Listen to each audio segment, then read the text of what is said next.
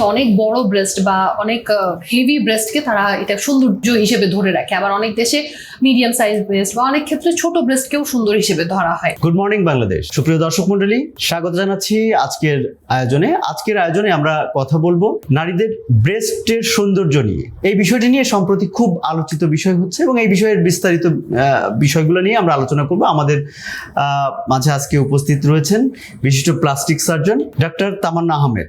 চলুন তার কাছে চলে যাই। জি, কেমন আছেন? আলহামদুলিল্লাহ, ভালো আছি।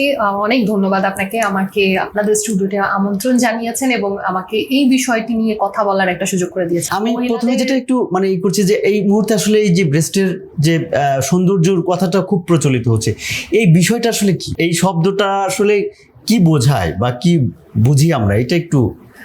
ধন্যবাদ। আমাদেরকে এরকম চমৎকার একটা প্রশ্ন করেছেন। আসলে নারীদের ব্রেস্টের সৌন্দর্য বিষয়টার এক একজনের কাছে এক এক ভাবে প্রকাশিত হয়, বিশেষ করে বিভিন্ন কালচার বা বিভিন্ন দেশ অনুযায়ী কিন্তু এই সংজ্ঞাটা বিভিন্ন ভাবে আমরা সংজ্ঞায়িত করি যে একটা নারীর সৌন্দর্য, বিশেষ করে ব্রেস্টের সৌন্দর্য বলতে আমরা আসলে কি বুঝি। কারণ আমরা জানি কোনো কোনো দেশে অনেক বড় ব্রেস্ট বা অনেক হেভি ব্রেস্টকে তারা এটা সৌন্দর্য হিসেবে ধরে রাখে, আবার অনেক দেশে মিডিয়াম সাইজ ব্রেস্ট বা অনেক ক্ষেত্রে ছোট ব্রেস্টকেও সুন্দর হিসেবে ধরা হয়। এখন এটার ডেফিনেটিভ কোনো সংজ্ঞা আমাদের কাছে কখনোই থাকে না। এটা আপনার কালচার, আপনার অভিরুচির উপর নির্ভর করে অনেকটাই। সেই সাথে আপনার বডি ওয়েট বা আপনার বডি যে স্ট্রাকচার, আপনার হাইটের সাথে সামঞ্জস্যপূর্ণ ব্রেস্টের একটা সাইজ, এবং সেটাতে যদি স্যাগিনেস বা আমরা মেডিকেল টার্মে বলি টোসিস বা ঝুলে যাওয়া ভাবটা না থাকে, তাহলে সেটাকে আমরা সুন্দর ব্রেস্ট হিসেবে আখ্যায়িত করি। এখন এটি জানার জন্য অবশ্যই আমাকে একটা পেশেন্টকে সরাসরি দেখতে হবে, যে জিনিসটা আমরা অনেকে বুঝিয়ে বলতে পারি না, যে একটা মানুষকে আমি সরাসরি না দেখে তার ব্রেস্টটা সুন্দর কিনা আমি এটা বলতে পারবো না। কিন্তু রোগীরা যে আসে, তারা আসলে কি জন্য আসে বা কি বলে আসে, যে আমরা কোন কাজটা করতে, সেটা কিভাবে আসে? আচ্ছা, আমাদের কাছে বর্তমানে যে ধরনের পেশেন্টরা আসে তাদেরকে আমরা মোটামুটি ভাবে 3 ভাবে বলতে পারি তাদের সমস্যাগুলো। যেমন একটা হচ্ছে কারো জন্মগত কারণে বা ফ্যামিলিয়াল কারণে ব্রেস্ট অনেক বড় হয়ে গেছে। অনেক বড় মানে তার স্বাভাবিক কাজকর্ম করতে বা তার নর্মাল ড্রেস আপে সমস্যা হচ্ছে। তারা আসে ব্রেস্টটা ছোট করে সেটাকে টাইট করে সুন্দর করার জন্য। আরেক গ্রুপ আসে যাদের কাছে মনে হয় অথবা প্রেগন্যান্সির পরে বা বাচ্চাকে বুকে দুধ খাওয়ানোর পরে তাদের ব্রেস্টটা ঝুলে গেছে। হ্যাঁ, ঝুলে গেছে এবং সেই ঝোলা ভাবটা কারেকশনের জন্য তারা আমাদের কাছে আসে, সেটাও আমরা কারেকশন করি। আর একটা গ্রুপ আসে যাদের কাছে মনে হয় তাদের ব্রেস্টটা জন্মগত ভাবেই বা বড় হওয়ার সাথে সাথে তাদের ব্রেস্টটা শরীরের অন্যান্য জায়গার তুলনায় ছোট, বা তাদের কাছে মনে হয় যে আরেকটু বড় ব্রেস্ট হলে আমার কাছে ভালো লাগবে আমার নিজেকে।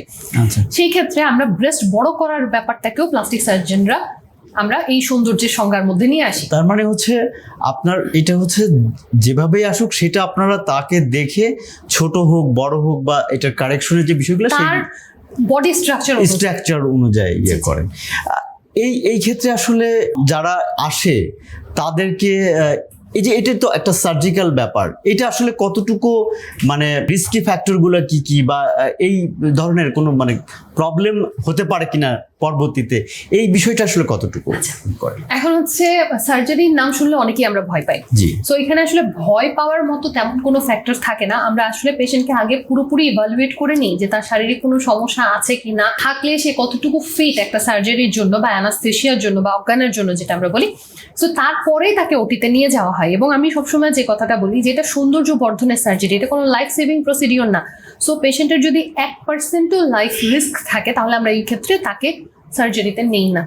যেহেতু এটা তার জীবন বাঁচানোর কোনো সার্জারি আমরা করছি না, তো সৌন্দর্যের জন্য তো তার লাইফকে আমি রিস্কে ফেলতে পারবো না। তো তার 100% রিস্ক এনশিওর করার পরেই আমরা তাকে সার্জারিতে নেই। এখন আপনারা জানতে চান যে সার্জারি ছাড়া কোনো ওয়ে আছে কিনা, আমি প্রশ্ন করতাম আর কি।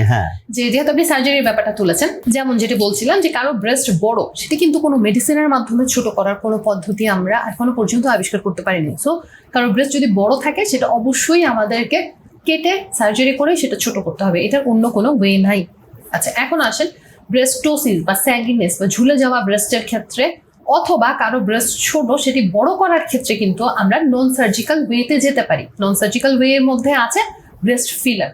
আমরা বিভিন্ন ধরনের ব্রেস্ট ফিলার ব্যবহার করার মাধ্যমে তার টোসিসটা বা স্যাগিনেসটা কারেকশন করতে পারি, সেই সাথে ব্রেস্টে একটা ভলিউম অ্যাড করতে পারি।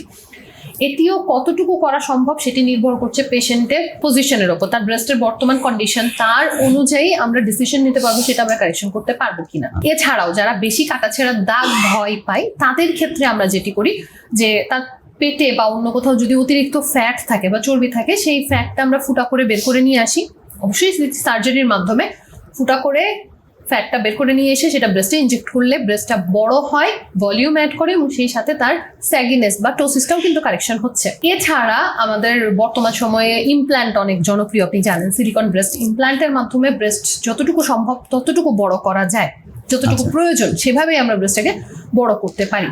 আচ্ছা, এটার ক্ষেত্রে যেমন ইমপ্ল্যান্টের যেটা বললেন, ইমপ্ল্যান্টার আসলে ইমপ্ল্যান্ট, তারপরে আপনি আরেকটা যেটা বললেন যে বড় করার ক্ষেত্রে যে বিষয়টা বললেন ফ্যাট করার, এটাতে আসলে এই জিনিসগুলোর পরে স্বাভাবিকভাবে জীবন যাপন করা বা মানে এই জিনিসটা আসলে কতটুকু মানে সম্ভব হয় বা কোনো সমস্যা হয় কিনা? যে কোনো সার্জারির পরে একটা ডাউন টাইম থাকে।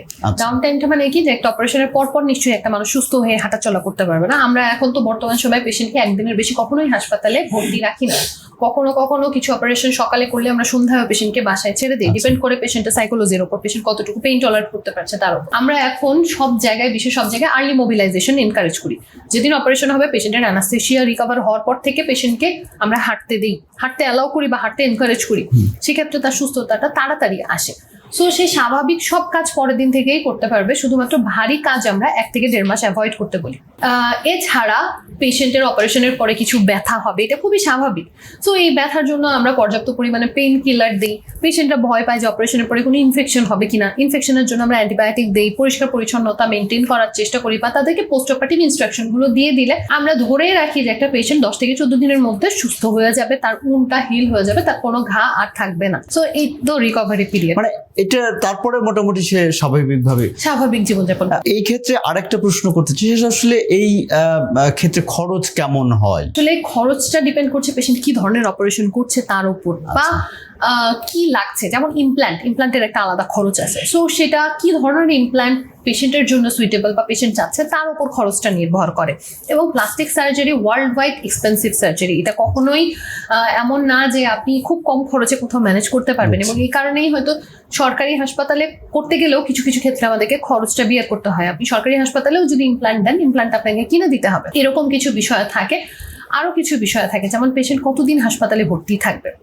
এক অপারেশনে আমাদের অপারেটিভ টাইম এক সময় লাগে, সো তার উপর নির্ভর করছে আমাদের অপারেশনের খরচ কতটুকু আসবে। এটা আসলে পেশেন্ট কি চাচ্ছে তার উপর নির্ভর। আরেকটা বিষয় সেটা হচ্ছে যে আপনি যেটা ইমপ্ল্যান্ট বলছেন, আমরা নর্মালি ইমপ্ল্যান্ট বলতে একটু বুঝি যে একটা নতুন করে কিছু করা, তো এইটার প্রসিডিউরটা আসলে কতটুকু, মানে এই প্রসিডিউরটা সম্পর্কে একটু মানে জানতে চাচ্ছিলাম। আচ্ছা, ইমপ্ল্যান্ট এখন বাংলাদেশে বর্তমানে বিভিন্ন কোম্পানি বিভিন্ন সাইজের এবং টেক্সচার অনুযায়ী বিভিন্ন ধরনের ইমপ্ল্যান্ট নিয়ে এসেছে।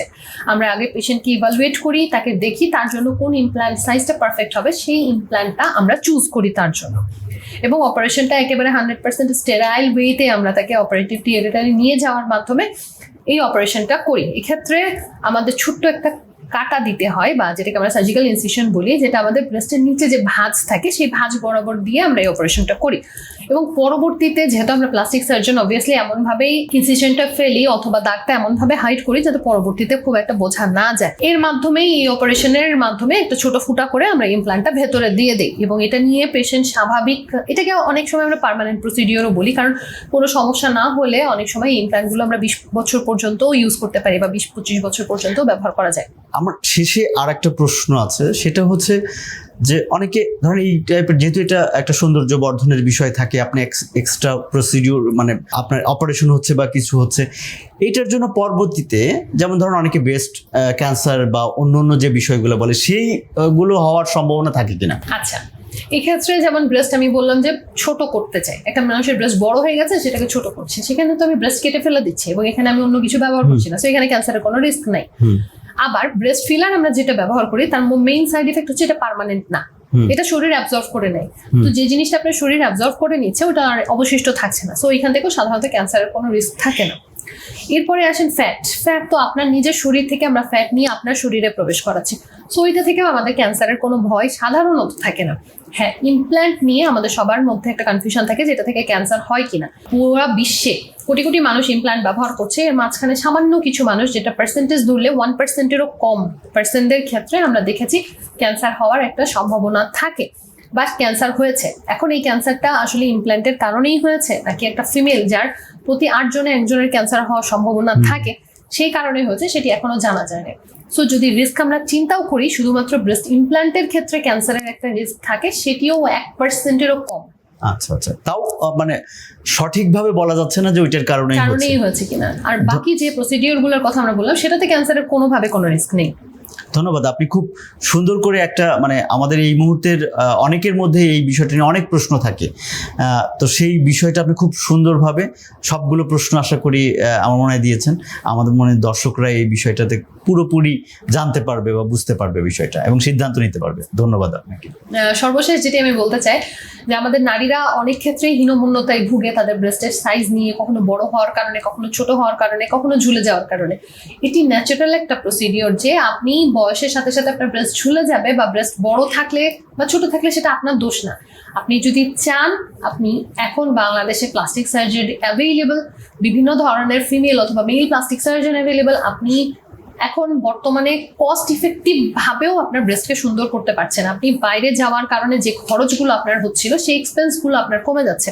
সো প্লাস্টিক সার্জারি এক্সপেন্সিভ, কিন্তু বর্তমানে বাংলাদেশে আমরা এই এক্সপেন্সটা কিন্তু অনেকটাই কমিয়ে নিয়ে এসেছি। সো যারা এই ধরনের সমস্যায় ভুগছেন, আমি আশা করি হীনমন্যতা না ভোগে যে কোনো প্লাস্টিক সার্জনের সাথে যোগাযোগ করবেন এবং এটি থেকে বের হয়ে আসবেন। সবাইকে ধন্যবাদ। সুপ্রিয় দর্শক মণ্ডলী, অসংখ্য ধন্যবাদ এতক্ষণ আমাদের সঙ্গে থাকার জন্য। আশা করি আজকের বিষয়টি থেকে আপনাদের যে প্রশ্ন বা আপনাদের যে বিভিন্ন ধরনের জিজ্ঞাসা থাকে সেই বিষয়গুলো জানতে পেরেছেন। আশা করি পরবর্তীতে আমাদের দেখা হবে নতুন কোনো অতিথির সঙ্গে নতুন কোনো বিষয়ে। সে পর্যন্ত ভালো থাকুন, সুস্থ থাকুন, নতুন সময়ের সঙ্গে থাকুন।